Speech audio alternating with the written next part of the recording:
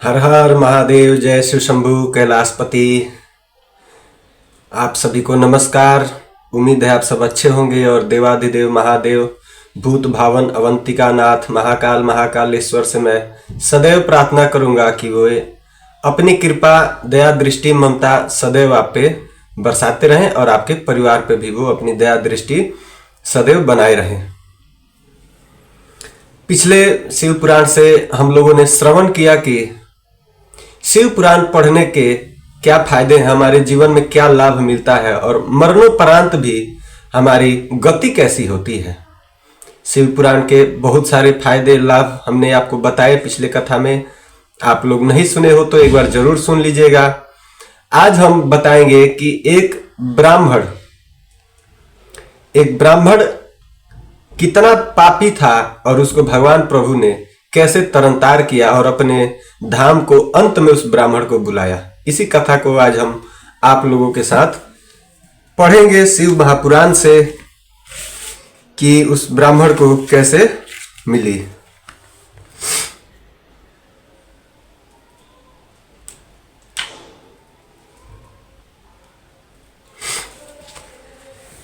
सूत जी महाराज, पिछले कथा में हम लोग सुने कि सूत जी महाराज श्री शौनक जी को शिव महापुराण के लाभकारी फायदे बताए कि शिव महापुराण इस कली काल में क्यों हर मनुष्य को पढ़ना चाहिए या सुनना चाहिए, अर्थात श्रवण करना चाहिए। ये जब सारी इसकी विशेषताएं शिव पुराण की जब सूत जी श्री शौनक जी को बता दिए, तब अंत में फिर शौनक जी क्या पूछते हैं सूत जी से, ये कथा सुनिए और अनेकों इसमें प्रमाण सूत जी देते हैं श्री शौनक जी को। जब शिव महापुराण की सारी लाभकारी कारण बताते हैं कि पढ़ने से क्या फायदा है, तो उसके बाद से शौनक जी पूछते हैं, हे महाभाग सूत जी, आप धन्य है, परमार्थ तत्व के ज्ञाता है आप। आपने कृपा करके हम लोगों को यह बड़ी अद्भुत एवं दिव्य कथा सुनाई है। हमने यह पाप नाशनी मन को पवित्र करने वाली और भगवान शिव को प्रसन्न करने वाली अद्भुत कथा सुनी। भूतल पर इस कथा के समान कल्याण का सर्वश्रेष्ठ साधन दूसरा कोई नहीं है, ये हमें पता लग गया। यह बात हमने आज आपकी कृपा से निश्चय पूर्वक समझ ली है, हे सूत जी। कलयुग में इस कथा के द्वारा कौन कौन से पापी शुद्ध होते हैं, उन्हें कृपा पूर्वक बताइए और इस जगत को कृतार्थ कीजिए। अर्थात शौनक जी पूछते हैं सूत जी से कि कौन कौन से पापी शुद्ध हो जाते हैं शिव महापुराण की कथा सुनने से, ये आज हमें बताइए। तब सूत जी महाराज कहते हैं, जो मनुष्य पापी दुराचारी खल तथा काम क्रोध आदि में निरंतर डूबे रहता है, वे भी इस पुराण से अवश्य शुद्ध हो जाते हैं। अर्थात कलयुग में जो लोग भी काम क्रोध आदि में निरंतर डूबे रहते हैं, दुराचारी व्यवहार करते हैं, वो लोग भी शिव पुराण से अवश्य शुद्ध अपने आप को कर सकते हैं।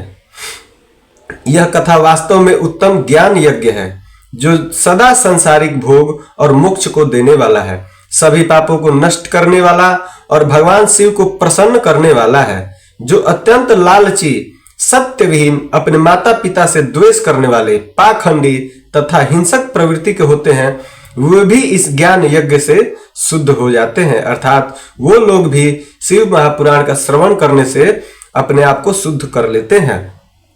अपने वर्णाश्रम धर्म का पालन न करने वाले और ईर्ष्याग्रस्त लोग भी कलिकाल में इस ज्ञान यज्ञ के द्वारा पवित्र हो जाते हैं। जो लोग छल कपट करने वाले और क्रूर स्वभाव के और अत्यंत निर्दयी हैं, कलयुग में वे भी इस ज्ञान यज्ञ से शुद्ध हो जाते हैं। ब्राह्मणों के धन से पलने वाले तथा निरंतर व्यभिचार परायण करने वाले जो लोग हैं, वो भी इस ज्ञान यज्ञ से कलिकाल में भी पवित्र हो जाते हैं। जो मनुष्य सदा पाप कर्मों में लिप्त रहते हैं, सठ और अत्यंत दूषित विचार वाले हैं, वे लोग भी कलयुग में इस ज्ञान यज्ञ से निर्मल हो जाते हैं। दुष्ट चरित्र, दुर्बुद्धि, उद्विग्न चित्त वाले और देवताओं के द्रव्य का उपभोग करने वाले पापी जन भी कली काल में इस ज्ञान यज्ञ से पवित्र हो जाते हैं। ये पापों के कारण बता रहे हैं सूत जी की ऐसे ऐसे पाप करने वाले लोग भी शिव महापुराण का अगर पाठन करते हैं, पठन करते हैं या श्रवण भी करते हैं तो उनके भी पाप नष्ट हो जाएंगे। इस पुराण के श्रवण का पुण्य बड़े बड़े पापों को नष्ट कर देता है, सांसारिक भोग तथा मोक्ष प्रदान करता है और भगवान शंकर को भी यह प्रसन्न करता है। इस संबंध में मुनिगण इस प्राचीन इतिहास का उदाहरण दिया करते हैं, जिसके श्रवण मात्र से पापों का पुण्यता नाश हो जाता है।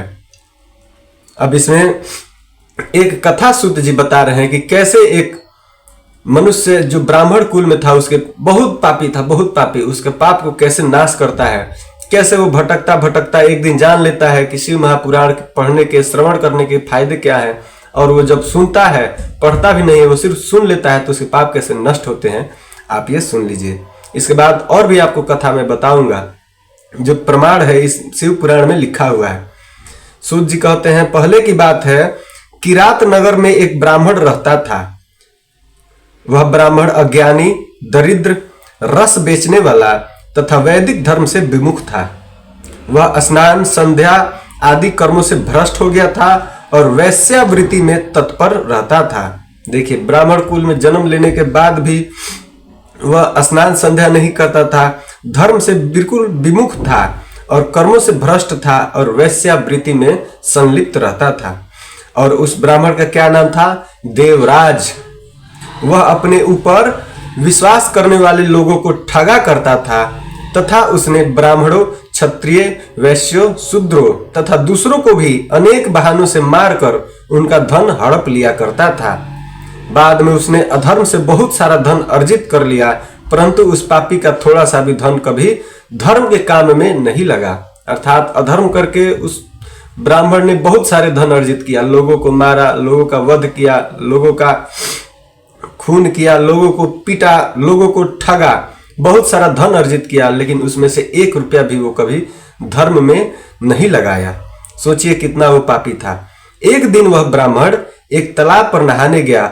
वहां शोभावती नाम की एक वेश्या को देखकर वह अत्यंत मोहित हो गया। वह सुंदर भी उस धनी ब्राह्मण को अपने वंशीभूत हुआ जानकर प्रसन्न हुई। वह औरत आपस में वार्तालाप से उनमें प्रीति उत्पन्न हो गई तथा उस ब्राह्मण ने उस वेश्या को पत्नी बनाना तथा उस वेश्या ने उसे पति बनाना भी स्वीकार कर लिया। इस प्रकार कामवश होकर वे दोनों बहुत समय तक विहार करते रहे। बैठने, सोने, खाने, पीने तथा क्रीड़ा में वे दोनों निरंतर पति पत्नी की तरह आपस में व्यवहार करने लगे। अपने माता पिता तथा पत्नी को बार बार रोकने पर भी पाप कृत्य में संलग्न वह ब्राह्मण उनकी बात नहीं मानता था।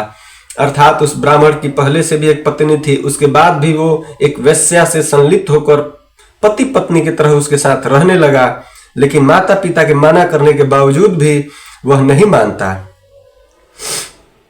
एक दिन रात्रि में उस दुष्ट ने ईर्ष्यावश अपने सोए हुए माता पिता और पत्नी को मार डाला और उनका सारा धन हर लिया। वेश्या में आसक्त चित्त वाले उस कामी ने अपना और पिता आदि का सारा धन उस वेश्या को दे दिया। वह पापी अभक्ष्य भक्षण तथा मदपान करने लगा और वह नीच ब्राह्मण उस वेश्या के साथ एक ही पात्र में सदा जूठा भोजन भी करने लगा। एक दिन घूमता घामता वह दैव्य योग से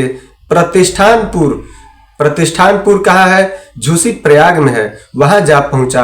वहां उसने एक शिवालय देखा जहां बहुत से साधु महात्मा एकत्र हुए थे। देवराज उस शिवालय में ठहर गया और वहां उस ब्राह्मण को ज्वर आ गया। उस ज्वर से उसको बड़ी पीड़ा होने लगी। वहां एक ब्राह्मण देवता शिव पुराण की कथा सुना रहे थे। ज्वर में पड़ा हुआ देवराज ब्राह्मण के मुखारु बिंदु से निकली हुई उस शिव कथा को निरंतर सुनने लगा। सोचिए, उसे बीमारी हुई और उस बीमारी के कारण वह पड़ा रहा और वहीं पे ब्राह्मण शिवालय में शिव कथा का, महापुराण का श्रवण कर लिया। 1 मास के बाद वह ज्वर से अत्यंत पीड़ित होकर चल बसा।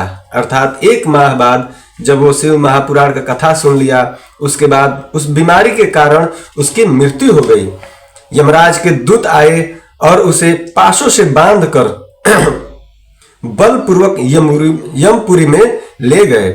इतने में ही शिवलोक से भगवान शिव के पार्षदगण आ गए और उनके गौर अंग और कर्पूर के समान उज्जवल थे। हाथ त्रिशूल से सुशोभित थे, उनके संपूर्ण अंग भस्म से उद्भासित थे और रुद्राक्ष की मालाएं उनके शरीर की शोभा बढ़ा रही थी। वे सब के सब क्रोध करते हुए यमपुर में गए और यमराज के दूतों को मार पीट कर बारंबार धमकाकर उन्होंने देवराज को उनके चंगुल से छुड़ा लिया और अत्यंत अद्भुत विमान पर बैठाकर जब वे शिवदूत कैलाश जाने के उद्यत हुए, उस समय यमपुरी में बड़ा भारी कोलाहल मच गया। उस कोलाहल को सुनकर धर्मराज अपने भवन से बाहर आए। साक्षात दूसरे रुद्रों के समान प्रतीत होने वाले उन चारों दूतों को देखकर धर्मज्ञ धर्मराज ने उनका विधि पूर्वक पूजन किया। उन शिव दूतों का धर्मराज ने पूजन किया। यम ने ज्ञान दृष्टि से देखकर सारा वृतांत जान लिया। उन्होंने भय के कारण भगवान शिव के उन महात्मा दूतों से कोई बात यम ने नहीं पूछी।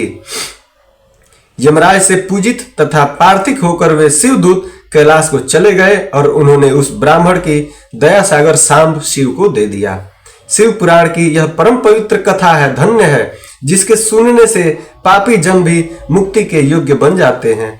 भगवान सदाशिव को परम धाम को वेदज्ञ सभी लोकों में सर्वश्रेष्ठ बताते हैं।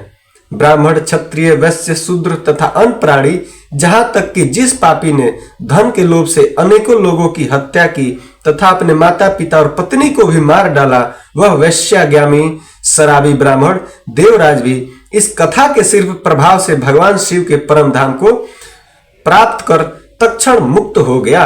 ये कथा है हमारे शिव महापुराण के श्रवण करने से कि आपने देखा एक ऐसा पापी दुराचारी आदमी जो शराब भी पीता था और वैश्यावृत्ति भी करता था और अंत में अपने माता पिता, अपनी पत्नी को भी मारा, लोगों को भी मार पीट कर ठग कर लूटता था। वह ब्राह्मण, नीच ब्राह्मण भी सिर्फ शिव कथा का श्रवण मात्र से शिवलोक को प्राप्त हो गया। ये पहली विशेषता है हमारे शिव महापुराण के कि देखिए कैसे एक बड़ा पापी इतने बड़े पाप करने के बाद भी सिर्फ शिव कथा महापुराण का श्रवण किया और वह शिवलोक को प्राप्त हो गया। इससे आप लोग समझ जाइए कि शिव महापुराण कितनी शक्तिशाली है, कितनी सुखदायक है इस कलयुग में कि हर मनुष्य को एक बार जरूर शिव महापुराण का श्रवण करना चाहिए।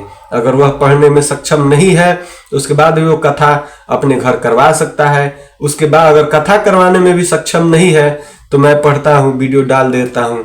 आप लोग भी प्रतिदिन इस कथा को श्रवण कीजिए और शिव महापुराण का लाभ उठाइए। हमारे देवाधिदेव महादेव भोले भंडारी दया के सागर हैं। बड़े से बड़े पाप करने के बाद भी हमारे महादेव उस पापों को क्षमा करते हैं और अपना परम धाम उसे दे देते हैं।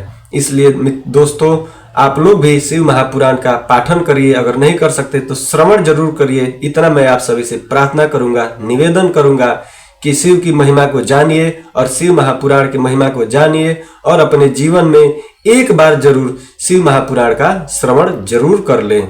अगर किसी ब्राह्मण को बुलाए कथा नहीं करवा सकते तो कम से कम मैं ये वीडियो डालता हूँ, मेरे ही इस वीडियो को जरूर सुनने मात्र से भी इस कथा को आपके जीवन में बहुत सारे प्रभाव पड़ेंगे। आपके जितने कष्ट कलेश होंगे वो सारे महादेव हमारे नष्ट करेंगे और आपके जीवन में सुख, समृद्धि और वैभव अवश्य आएगा और अंततः काल में आप शिवलोक को ही प्रस्थान करेंगे।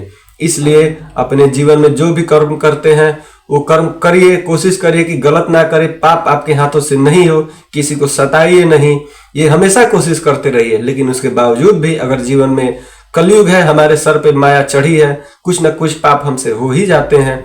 लेकिन अगर हम शिव महापुराण का श्रवण करते हैं तो जरूर महादेव एक दिन हमारे पापों को नष्ट करेंगे, हमारे पापों को क्षमा करेंगे और अपने परम धाम में हमें स्थान देंगे। अगली कथा मैं एक और ब्राह्मण का सुनाऊंगा। वो भी नीच था, पापी था।